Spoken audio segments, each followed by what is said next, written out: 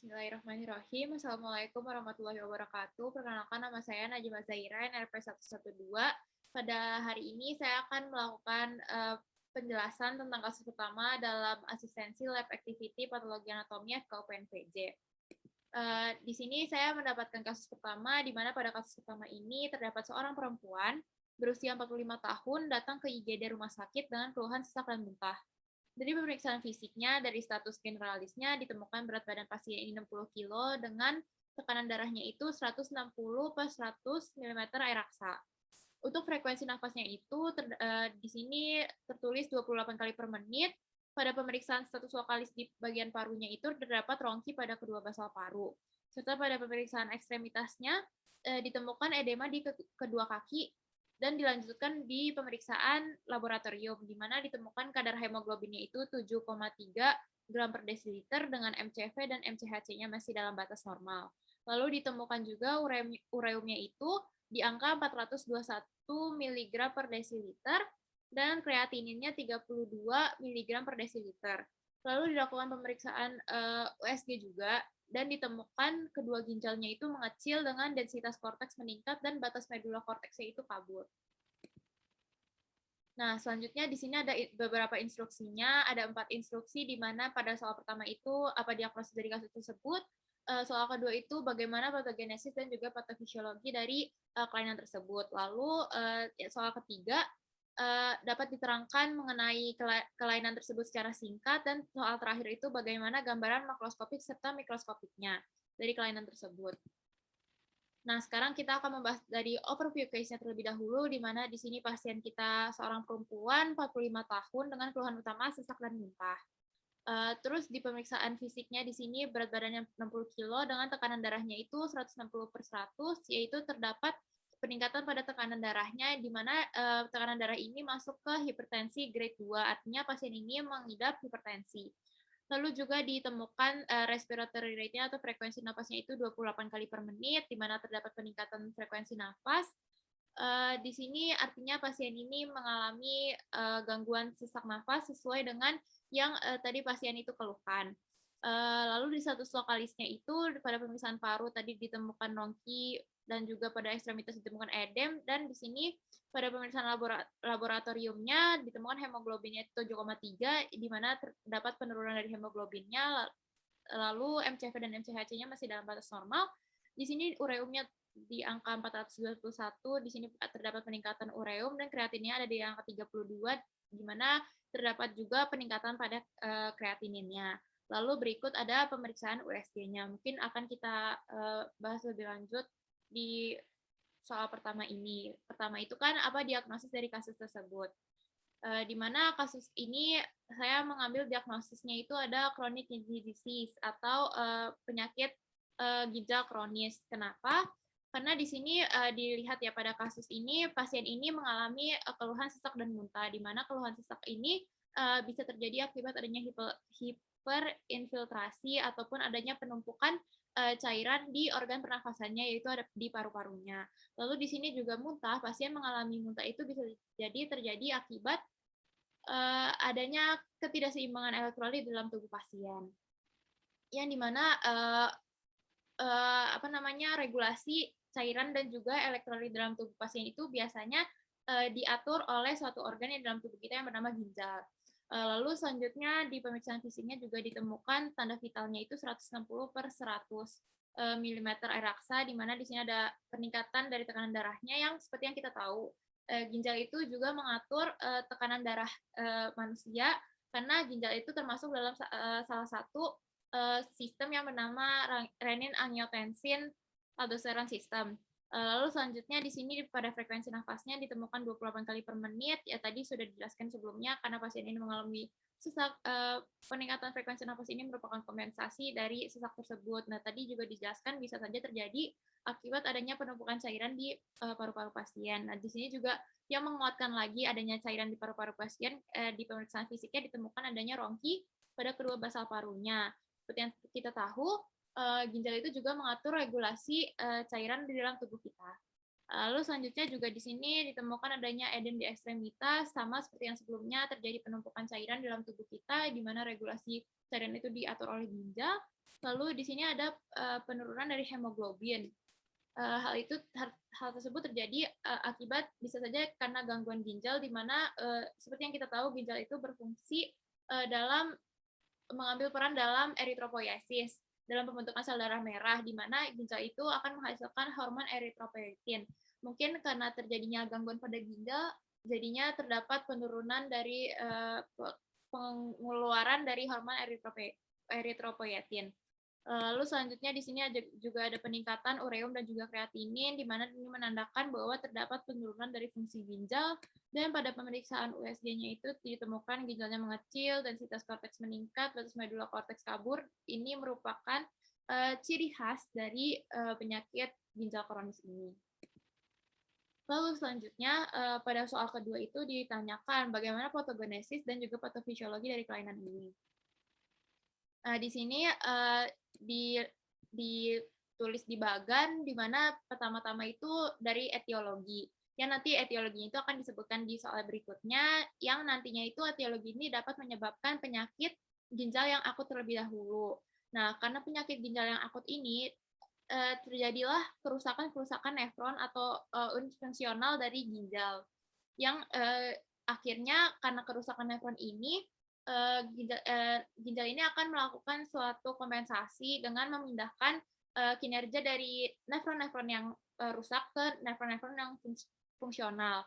Nah, akhirnya terjadilah di sini hiperfiltrasi adaptif dari glomerulus tersebut, yang dimana hiperfiltrasi adaptif glomerulus ini dapat menyebabkan peningkatan permeabilitas dari glomerulus, sehingga terjadinya peningkatan filtrasi protein dan makromolekul, seperti yang kita tahu. Jadi protein atau makromolekul lain itu bisa lolos dalam filtrasi glomerulus ini, dan juga akan meningkatkan sistem RAAS yang tadi udah jelasin sebelumnya, renin angiotensin aldosteron system, yang nanti dia ini akan meningkatkan produksi renin.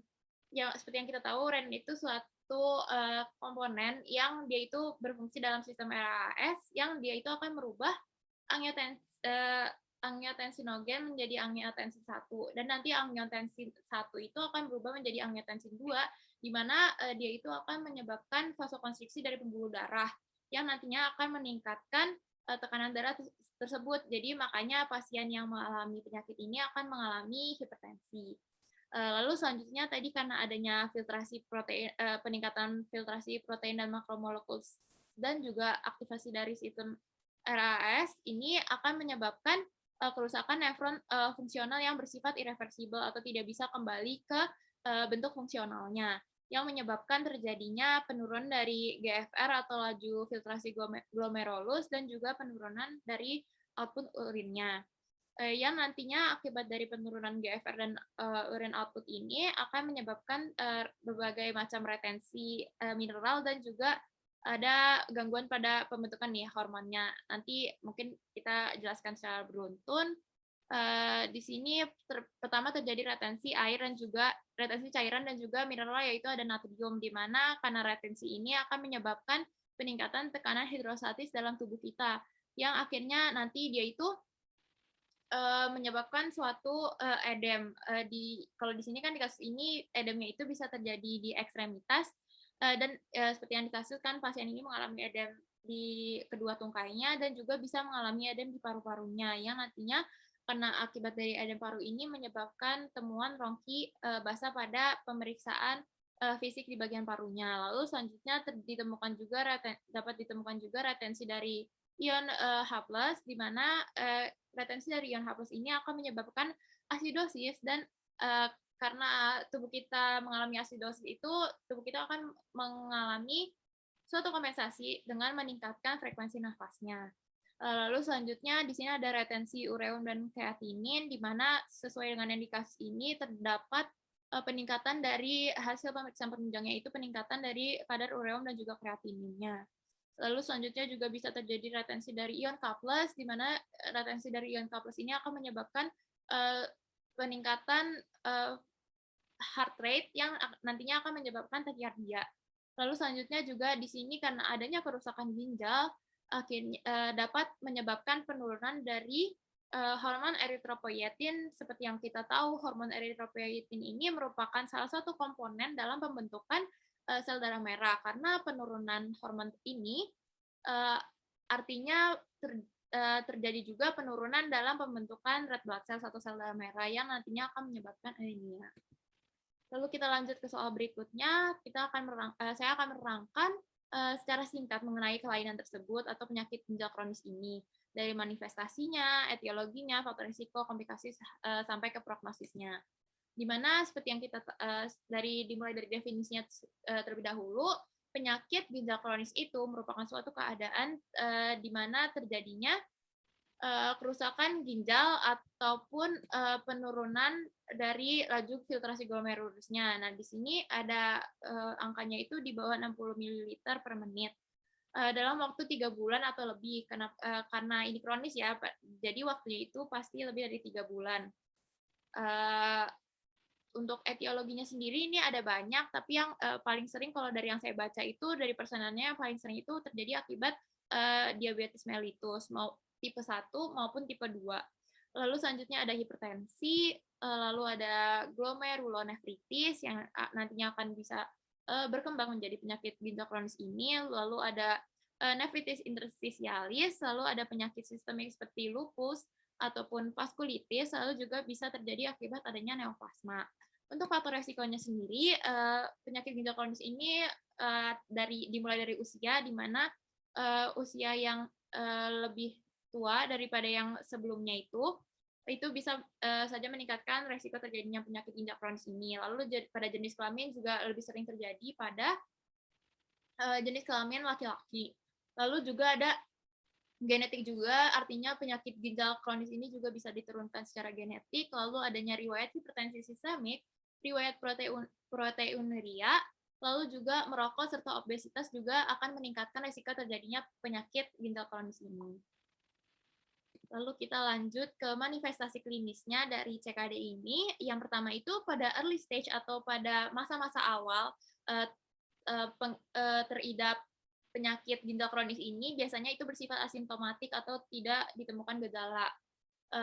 Tapi kalau misalnya sudah stage-nya itu meningkat, biasanya ditemukan beberapa gejala klinis. Ini seperti yang pertama itu ada mual dan muntah, ada oligouria, atau penurunan dari intensitas dari urinnya, lalu ada lemah, letargi, ada nokturia atau buang-buang air kecil pada saat malam hari. Terus juga ada edema seperti yang di kasus ini kan bisa ditemukan edema pada paru, edema pada ekstremitas, lalu juga bisa ditemukan adanya anemia dan juga hipertensi.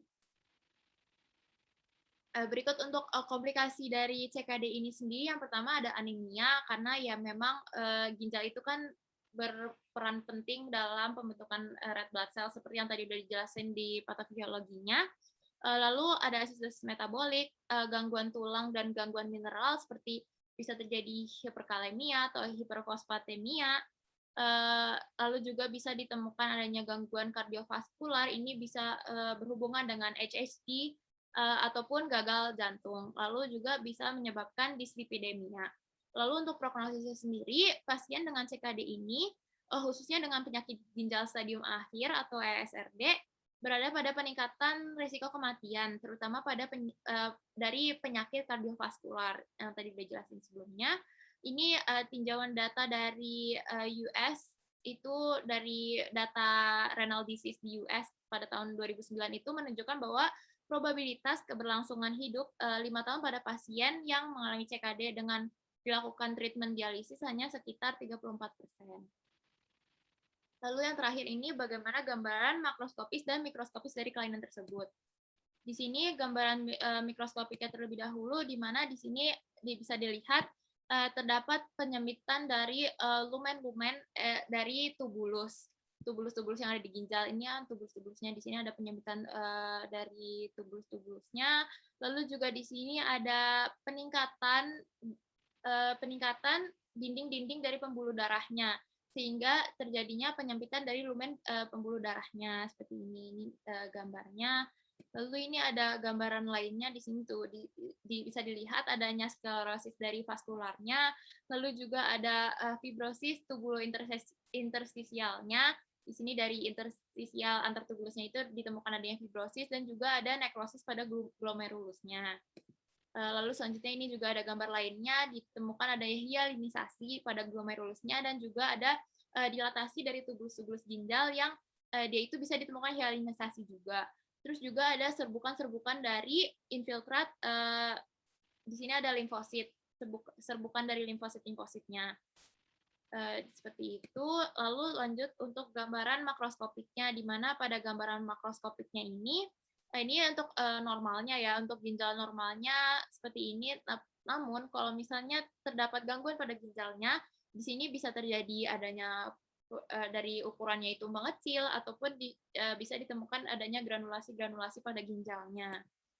Ini ada gambaran lebih jelasnya di sini kan seperti yang tadi sudah jelaskan di kasus, di sini bisa dilihat ya batas dari korteks dan juga medulanya itu sudah tidak jelas. Lalu ini ada gambaran makroskopiknya lagi di mana bisa dilihat di sini terdapat pengecilan ukuran dari ginjal tersebut. Baik, sekian dari penjelasan saya. Terima kasih. Kurang lebihnya saya mohon maaf. Berikut untuk referensi yang saya gunakan ada dari IPD UI, ada buku patologi Robbins, dan juga ada beberapa jurnal-jurnal yang saya pakai.